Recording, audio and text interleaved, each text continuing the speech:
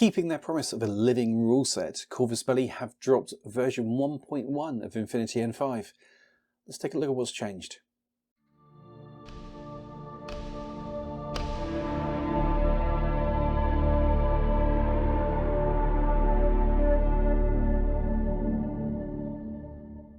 Welcome to the Dice Gods. My name is Hydra, and today we are going to have a look at the changelog and some of the key important changes which have just arrived for Infinity N5.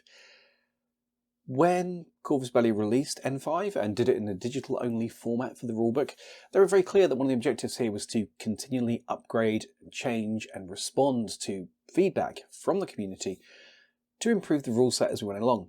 We're a couple of months in, and they've kept their promise. We have, as of yesterday, a brand new updated version of N5. We're going to run through the changelog and then we're going to dive into some of the big changes in more detail, because some of them are very much worth looking at in more than just this simple discussion. So this full list contains a number of different types of updates. If you want to find this, you can find this under the blog of the Infinity website. But you're going to find some things in here that are formatting changes, clarifications and things like that. And some of them are fundamental rule changes. We're going to focus mainly on those fundamental rule changes, maybe look at some of the clarifications, because it shifts from the rules as intended to rules as written interpretation going forward. There are certain things in here which you look at and you go, well, yeah, clearly that's obviously what that means. But when you look at it in the version 1, it wasn't there. So it's really good that Corvus Belli have done that. It's really nice that we have this more tight rule set to play with going forward. And yeah, I really appreciate that from the guys. So let's start off with the usual. If you haven't already, please do like, share, subscribe and all that good stuff. Give us a comment. Let us know what you think of this video and our thoughts on the changes as we go through it. And also a huge thank you to Runic Wolf, Chaos Discordia and Joe Rogers, who are our Dice Gods fans, that level. If you can, please do consider becoming a member or a Patreon. Either of those options are available in the description below, so please look at those, because that helps us keep things moving forward with the channel. Enough waffle, let's get into this. I'm going to go through blow by blow pretty much, and tell you the ones I'm ignoring as I'm ignoring them, because, you know, that's always useful. Changing bullet points layout, don't care.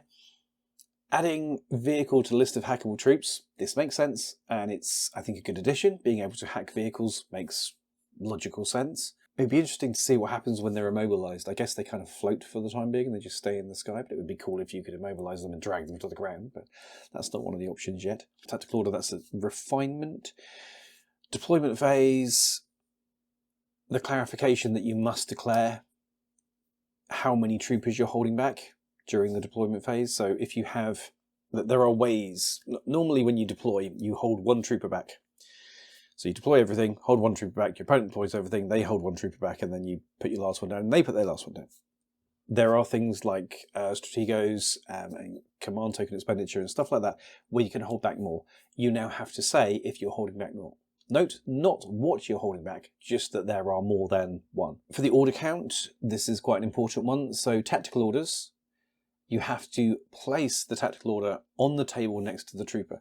This is interesting. This means that we now have a requirement to place tokens on the table in the rules next to miniatures which generate tactical orders. I don't necessarily see a problem with that. It keeps things nice and clean, keeps things nice and clear, makes it much harder to screw up spending a tactical order on somebody twice or something like that. It cleans things up. Changing measurements, yep. Now, general movement rules. This one is interesting because they have added to this that you can move through allied or neutral models. So that's things like civilians and stuff like that. So you can move through them now, which is fine. The last bit about prone is making sure that the rules as written are very clear, because previously there was a degree of movement, sort of which way you could take it. They've very much tidied that up. Movement sequence, blah, blah, blah. Yep, cautious movement. This is another biggie. In version 1, this first bit read, this common skill could not be declared by tags. Full stop. You can now no longer declare cautious movement with tags, remotes, vehicles, troopers with motorcycles, troopers with the aerial special skills, or troopers in the targeted state. So if you light up an enemy trooper with spotlight or with a forward observer and put them in the targeted state, they can no longer cautious move. I think this is fluffy, I think this is good, I think this is interesting. I like it. The remember box as well is also a clarification for rules as intended.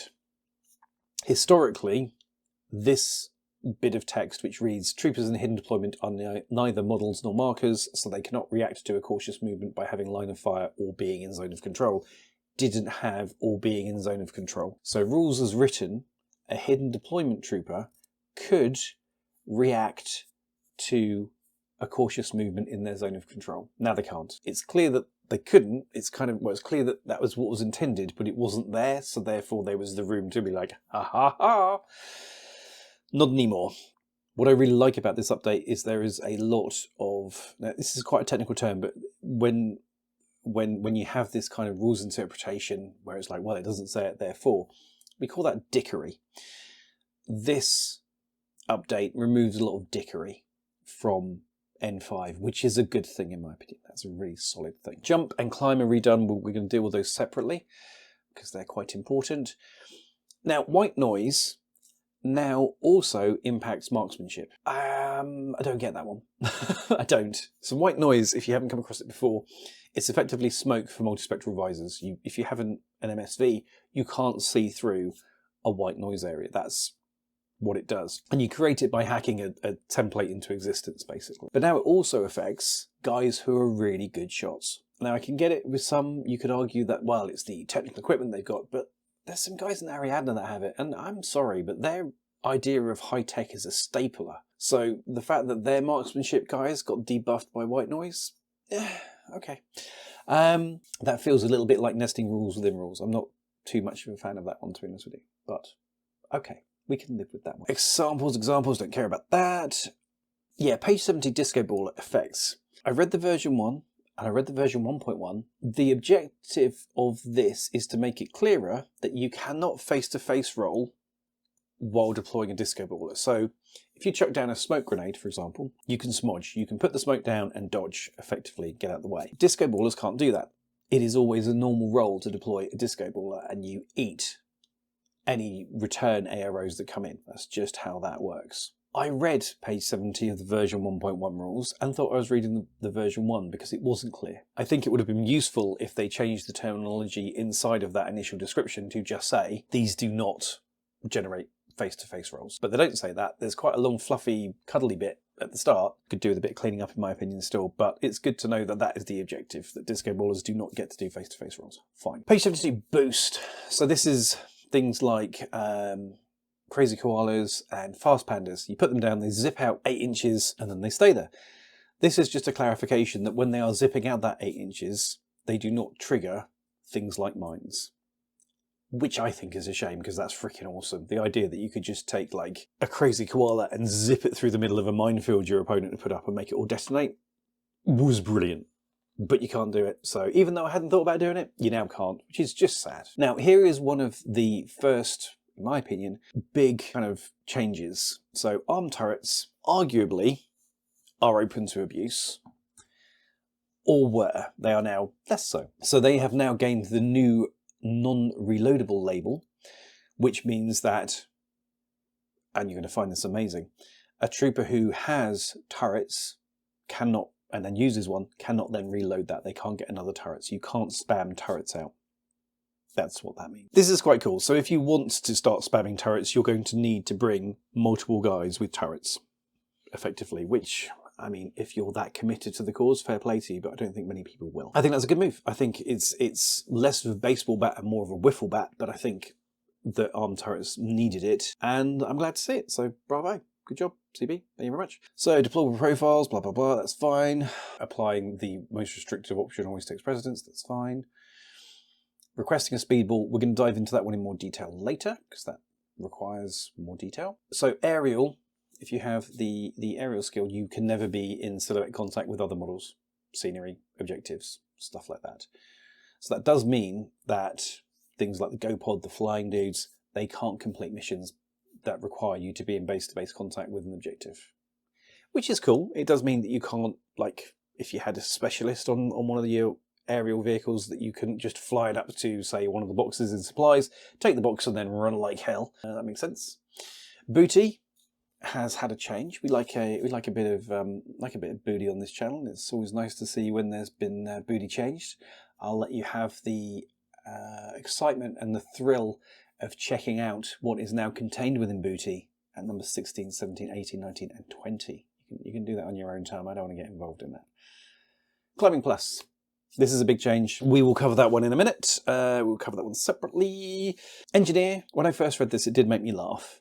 I get what they were going for, but on first blush, it did make me giggle, because what this says here is that if you have the reroll skill, then you have to accept the results of the last roll. So you roll to heal, you fail, you have the reroll skill, you reroll that with a minus modifier if such a thing exists, and you have to accept that. And then we have the important box, which it says you can then spend a command token to reroll. So you don't actually have to accept it if you've got a command token, but I get what they're going for. What they're saying is that you can't keep re-rolling stuff. That's not one of the options, which makes sense. That's fine. This is, again, just tidying up the rules, I think. I think that was a good call and makes a lot of sense. FT Master, Fireteam Master. This is things like the Osnat in Morats, who can fireteam up. If you've not seen Fireteam Mastery, it lets these guys form a fire team with Hungries, so Pretas and Gakis. This is cool. It's a cool skill. It's always been a cool skill. But now, if all of the people in the fire team have regular training, then you get a +2-inch bonus to the fire team leader's zone of control. So the area in which the fire team can be and still be in coherency. That's quite powerful. You know, it's normally 8 inches. We've got a 25% jump, taking up to 10 inches. If you have a Fireteam Master running a fire team of all regularly trained guys. This is cool. This is cool. This is really, really useful, I think. And interesting. And gives another use for the Fireteam Master. But again, that's something I've said before, this is another nested. So Fireteam Master lets you form fire teams with these people. Oh, and it also, if you are regular, gives you plus... Yeah, we're back to N3 nesting a little bit, but fine. It's fluffy, I like it. Impetuous gets a bit of a tidy up there. Just to clarify, or actually more accurately, be very explicit that you have to go towards the enemy deployment zone with that movement, which is important. Inspiring leadership we will deal with in a minute. Marksmanship, it's fine. Change of example, metachemistry, you need to do it when you place the miniature on the table. Metachemistry gets rolled at that point. Fair enough. Mine layer, we now have mine layers like the Zencha, who has mine layer 2. Which means the Zencha can place down 2 mines during deployment. This codifies that. That makes it clear, which is cool. There's no problems with that. The effects of NCO is more of a tidying up thing, from memory. No wounding cap, so you can now heal from being in no wounding cap. If you've not seen no wounding incapacitation, it means that you don't have an unconscious state. If you lose your last wound, you lose your last point of vita, then rather than becoming unconscious, you go into no wounding cap, and if you take 1 more wound, you go straight to dead. It's how you'll see certain units, especially in things like LF, have effective 2 wounds without having 2 vita. But now you can be healed from that condition back to the normal state, which is cool, which is really nice. It means that you can heal them explicitly, which is fantastic. Stealth got a rework and a bit of a tidy up and a bit of clarification, which is nice. Super Jump got a rewrite, we'll cover that one in a bit. Total Reaction, any mod to burst will also apply. This, for me, comes from the Total Reaction unit. So Total Reaction lets you fire full burst in an arrow, basically. Rather than being restricted to burst 1, you are full burst. This comes from the units which are things like Thunderbolt with +1 burst. As the rules were before, you didn't get that +1 burst, or it could be argued you didn't get that +1 burst. Now you expressly do, which is fine. Transmutation has had a bit of a change about the way that it works. It's a bit of a faff because I don't want to dive into all of the Shazvasti MacGuffin. If you are a Shaz player, read this. It's important to know. Bang Bomb's got a bit of a rewrite, which is useful. So, deactivator, yep, fine. Just clarification on what that does. a lot of this from here is kind of clarification and moving on to rules as written more heavily. I'm not going to worry about those too much. Nanoscreen no longer applies mods to BS attack with comms attack. So jammers and stuff like that are not impacted by nanoscreen. They don't get the -3 and the +3, which is cool. The next one's quite important as well, strategic use of command tokens. So in version 1, so here's the thing. You have the option to spend a command token if you're going second to remove 2 regular orders from your opponent's pool, or one of their order pools, provided that they have 10 orders, basically. Now, technically, as was, there was the space to argue that the player going first would have to declare if they had any airborne deployed troopers or if they had any hidden deployment troopers or anything like that. It was a gap where rules as written you could make that interpretation. I would say that you couldn't, because it was done after the order count and you don't count airborne and hidden in the order count. But there was room to say, well, you need to tell me if you have any hidden deployment troopers or any airborne deployment troopers, because they count towards your 10. CB have now rightfully nuked this. You don't have to declare that you have hidden and airborne deployment troopers to then be slapped with a -2 orders to your pool. So this is good. Very much good. Very much like this. Updates. The visibility condition, this again is white noise impacts marksmanship, which I still don't get, but fine. There are worse things in this world. Yeah, again, this is clarifications. Things like NCO, you can't use it if you're isolated. The rest of most of this is clarification and tidying up. So putting things in that were missing and stuff like that. So far, so good, so interesting. The last thing on the very bottom, that page 190 is important. Vehicles can't go prone. I don't think any of us are surprised, but it's good to know that that's the case. So far, so good. But let's deep dive into some of those more intricate rules and take a look at those. What I've done for most of this is put the old rules and the new rules side by side, just for clarification's sake. The big change here with climb is that on the left in version 1, climb let you move up to 6 inches. On the right, you'll see that what you now get is move attribute plus 2 inches. So that means that with a standard trooper who moves 4-4, he can still go 6 inches up a wall. But for a heavy infantry who moves 6-2, he can now go 8 inches up a wall. Cool, fine. That is a change. It makes sense. That's fine. That impacts climbing plus to an extent, because obviously the amounts and distances that you can move have changed. Crucially, one of the big changes with climbing plus is you no longer have to start the skill in base-to-base contact with a vertical surface to climb it.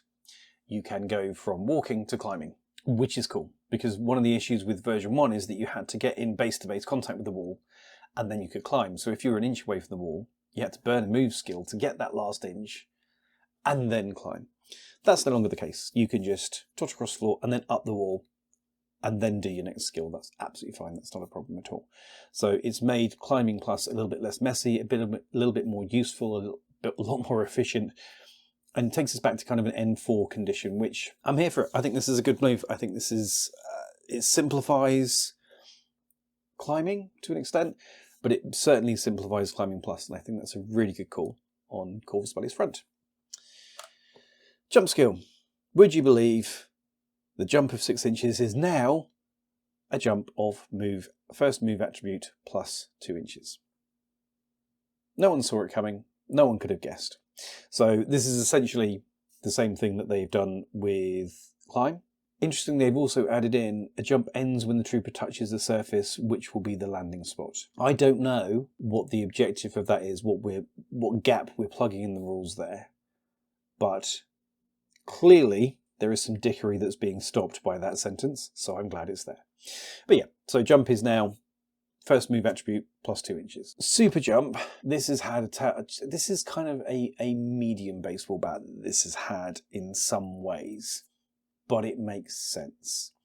We talked about this a little while back where the super jump was broken, and it would appear that Corvus Belli agreed with us that it wasn't necessarily in the best shape, because they have altered this quite substantially, and I think it is very much to the better.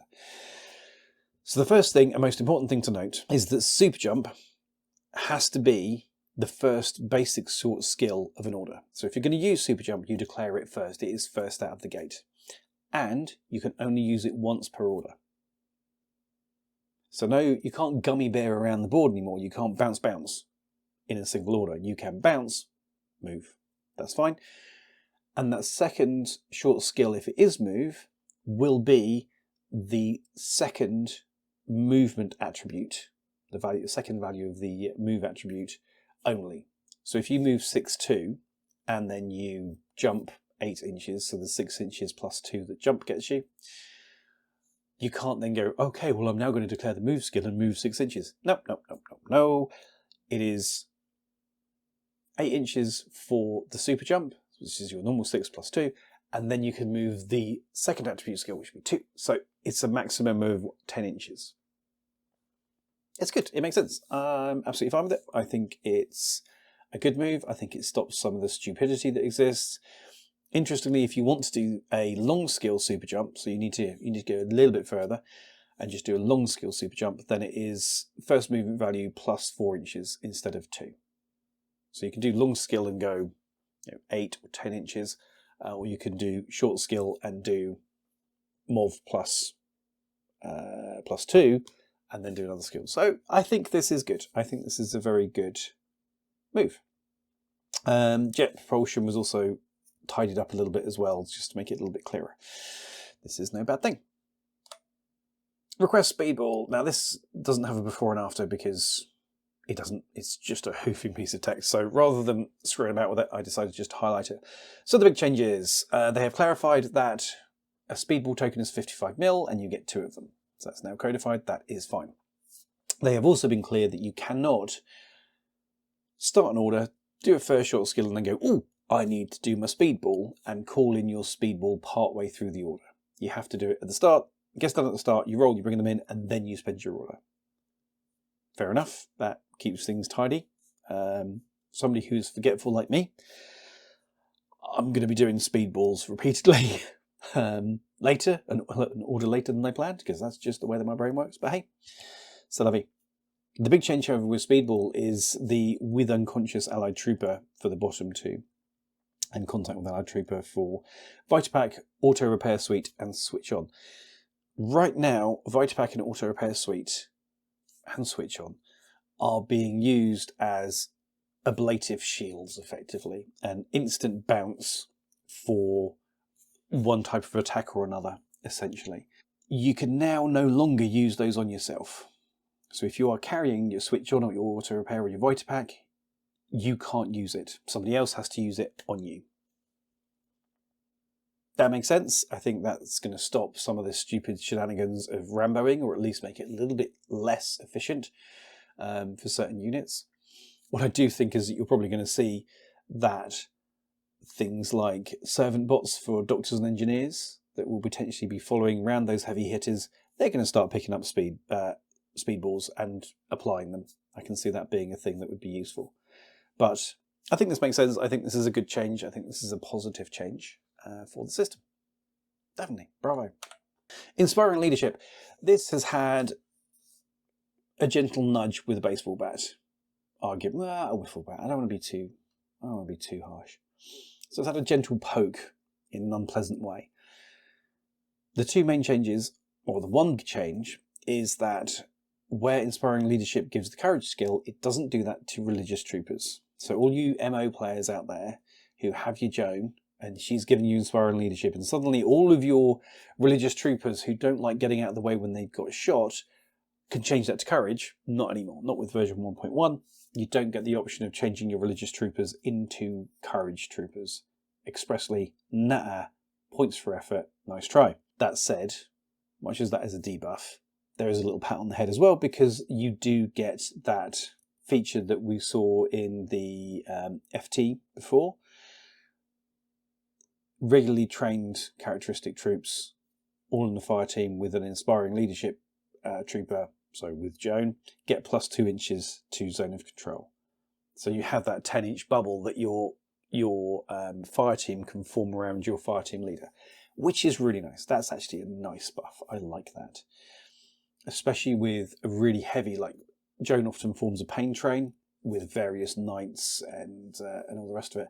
Having them within 8 inches of each other can be unpleasant. The fact you can now make it 10 inches makes them a little bit more survivable, makes them a little bit more durable, makes them a little bit more flexible, makes them a little bit more ibble. So awesome. This is actually a nice buff. So very specifically, Mo got the wiffle bat, everybody else got a pat on the head if they have inspiring leadership. So this is cool. We like this. This is nice. And those are the big things that I wanted to talk about. Overall, what's my view? So N5 for me has thus far been nothing more than okay. Some of the nerfs that happened to things like fire teams, I didn't feel necessarily they sort of disconnected me, but the mess in my head that super jump, climbing plus, turrets, stuff like that was really disconnecting me from the system. I was kind of like, yeah, I've played it. I just haven't played it anywhere near as much as I would historically because it's just not been inspiring me. These changes are good. These are good. There is a little bit more of a feel of connection between this and N4, and I loved N4. I don't want N4 back for clarity, but it's nice that there is now a connection between the two, and I think this is a really positive set of changes. Do I think it's perfect? No. I've mentioned a couple of bits already. I think there are some things in here that still need a little bit of a tweak here and there. That will always be the case. That is always going to be the case with a living rule set. But it is so nice to see them having listened to the community and made changes. And I think those changes are, for the most part, incredibly positive. So CB, bravo, thank you, good job. But guys, what do you think? Are you happy with these changes? Are you horrifically disgusted? Have you become enraged from Paradiso? What's your view? Let me know in the comments below. Let me know what else you think these guys should be looking at. What other things you think should be changed? Are there anything you think they missed, an opportunity that was missed here that should have been taken? And what are you looking forward to trying that's been changed in this? What's the big change you're looking forward to seeing in your games going forward? As ever, thank you so much for watching. I hope you enjoyed the video. Let us know in the comments below, and we will see you again soon. Goodbye.